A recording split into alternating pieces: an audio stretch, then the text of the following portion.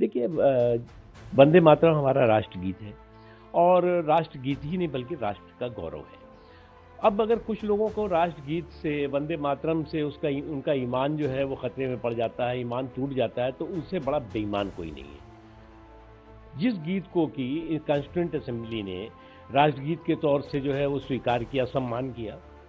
जिस गीत को हमारे आज़ादी के नायकों ने पूरे जुनून और जज्बे के साथ जो है वो आज़ादी की जंग में जो है वो गाते हुए जो है वो देश को आज़ाद कराया, अंग्रेज़ों को देश से भगाया, आपका वो ईमान टूटा जा रहा है। जिससे ज़्यादा तो, इससे बड़े तो आप बेईमान नहीं हो सकते। आपके जो देश के, राष्ट्र के प्रति जो सोच और संस्कार है वो कितनी संक्रमित है, कितनी जो है वो सांप्रदायिक है, वो इस बात का प्रतीक है। देखिए ये बम्पर वोटिंग, बम्पर विक्ट्री का संदेश है। अब मैं इसलिए कह रहा हूँ कि ये बम्पर वोटिंग, बम्पर विक्ट्री का संदेश है कि ये जो बम्पर वोटिंग हुई है ये कोई सामान्य परिस्थितियों में नहीं हुई है। ऐसी परिस्थितियों में हुई है जब कांग्रेस पार्टी और उनके साथी जो है वो बिहार की सड़कों पे घूम घूम करके मतदाताओं को मतदान के प्रति हतोत्साहित कर रहे थे, मतदान के प्रति डिस्करेज कर रहे थे। कभी वोट चोरी की बात कर रहे थे, कभी एसआईआर की बात कर रहे थे, कभी कह रहे थे कि अगर तुम वोटिंग करोगे भी तुम्हारा वोट चोरी हो जाएगा। इन तमाम चीज़ों को परास्त करके बिहार के मतदाताओं ने जनतंत्र के जुनून और जज्बे के साथ जिस तरह से जमकर अपने मताधिकार का इस्तेमाल किया है,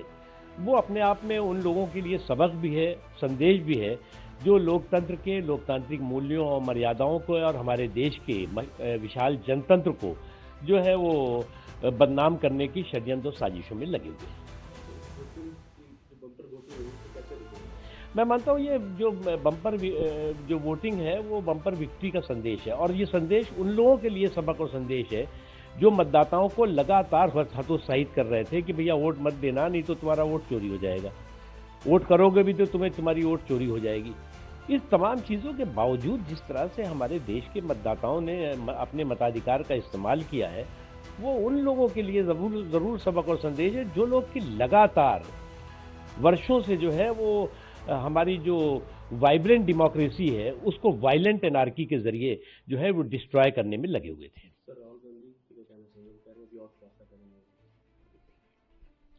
ऐसा है कि इम्पोर्टेड मॉडल का टशन डिफीटेड डायनेस्टी के मिशन को भी जो है वो उसका भी जो है बेड़ा पार नहीं कर पा रहा है। अगर इम्पोर्टेड मॉडल के टशन के ज़रिए डिफीटेड डायनेस्टी का जो मिशन है वो उसका बेड़ा पार नहीं हो पा रहा है, तो आपको समझ लेना चाहिए कि इनके जो है वो फूके हुए जो बम के गोले और बारूद के झोले में कुछ नहीं है। अब फूके हुए बम के गोले और बारूद के झोले के ज़रिए जो है वो इस डिफीटेड डायनेस्टी के डिस्ट्रक्टिव डींगबाज जिस तरह से देश के लोकतंत्र को, देश के लोकतांत्रिक मूल्यों और मर्यादाओं को बदनाम करने के लिए एक सुनियोजित साजिश के तहत काम कर रहे हैं, सोच के साथ काम कर रहे हैं, वो जो है ना उनके हित में है और देश के हित में तो है ही नहीं। इसीलिए जनता जो है इस तरह के तमाम इनके षड्यंत्रों को, इन तमाम तरह की साजिशों को जो है वो बार बार जो है वो गच्चा दे रही है, बार बार उसको जो है वो गड्ढे में डाल रही है। लेकिन उनकी दिक्कत है कि चोरी से जाए, चोर जो है वो चोरी जाए जो है वो सीना जोरी से नहीं जाता, हेरा फेरी से नहीं जाता, तो उसमें वो लगे हुए हैं। उन्हें ये भी मालूम है कि जनता जो है इसका जो है वो कितना इसका स्ट्रांगली रिएक्ट कर रही है। अब कब तक जो है वो इस तरह की डिफीटेड डायनेस्टी की डिस्ट्रक्टिव डींगबाज कब तक जो है वो हमारी वाइब्रेंट डेमोक्रेसी को वायलेंट एनार्की के जरिए हाईजेक करने की षड्यंत्र साजिशें करेंगे।